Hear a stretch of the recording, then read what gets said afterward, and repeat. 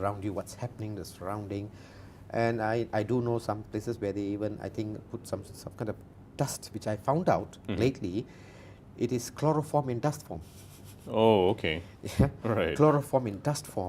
And if I allow me to share a little experience that happened to me, which was about 4 weeks ago, I nearly got mugged with my gold chain. I was standing waiting for some friends in Klang, and I was stepping out to my car and a gold chain, and being very alert and conscious of what's happening around me, just standing waiting for that friend's car to come.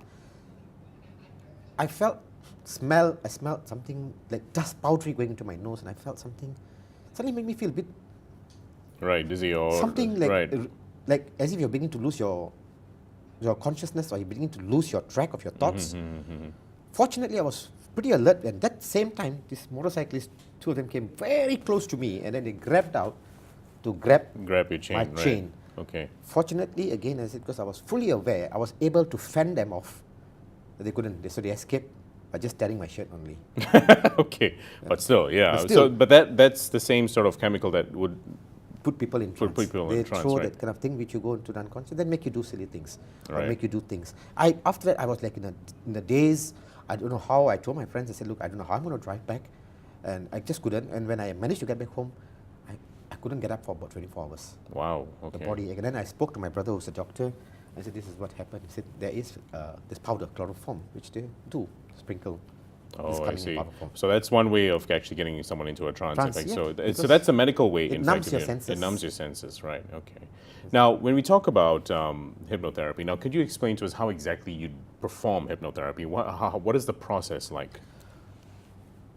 When the client approaches me and says, like, I got these issues, Mm-hmm. now I'm observing and learning the person completely from head to toe. I just don't take what he or she is explaining to me, It's because body there's language, there's right? more to it than sees the eye. You know, Right. there's more to it that meets the eye. Actually, I'm watching whether is it congruent with what they're saying. They may be saying one thing, the body language is something else. So I know there's some other underlying factors. Now my job is not to confront that. I rather not confront it. But what I will do is I will subtly bring it back together, and help them to realize that, okay, this issue is related to this, but it's probably this issue as well coming in. And they finally come to terms with it, and they agree, yes, okay, I need help. So then it's normally a 5 sessions to 8 sessions, depending, over a period of time. And what happens during those sessions? And during right? that session is when the first session itself is like basically you just buy a guitar off the rack that is not tuned.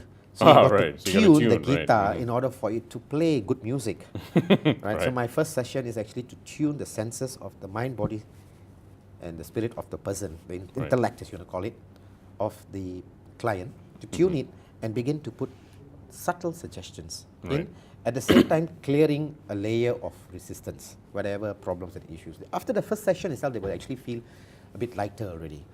Then they have a certain exercise that they have to go back home and do, which is Right. a visualization.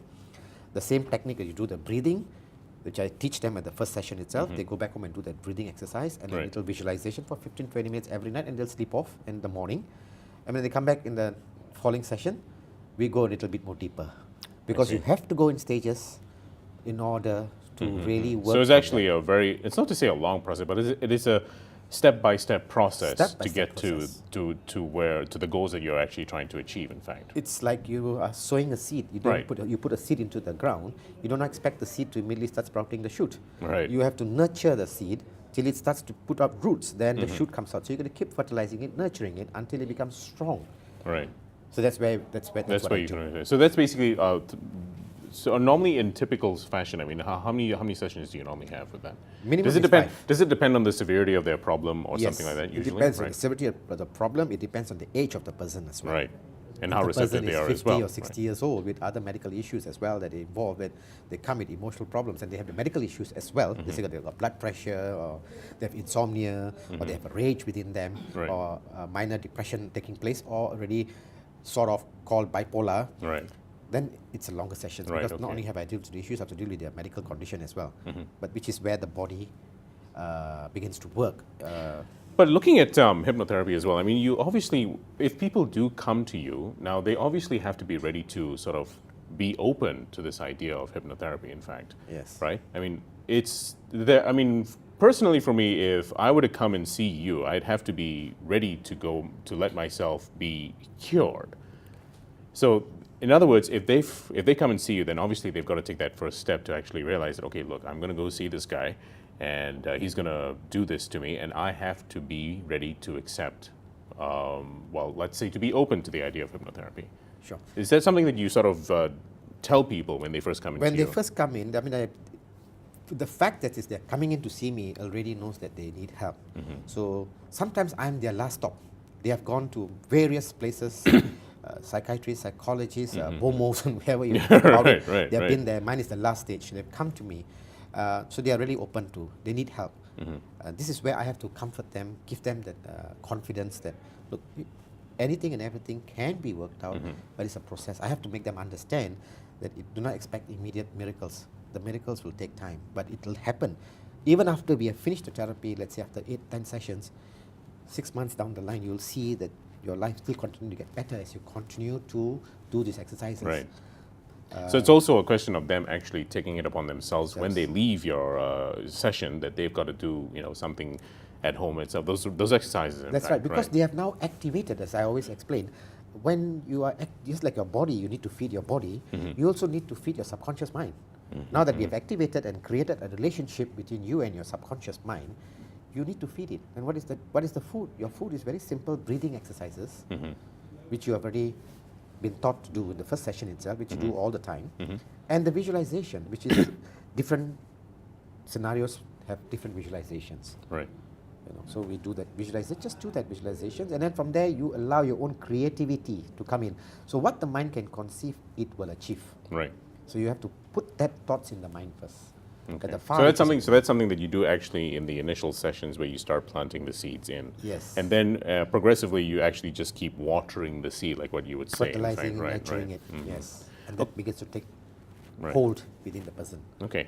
Now, I mean, let's move away from that for a little bit. I mean, hypnotherapy, I think, would you say that it's actually very new in Malaysia?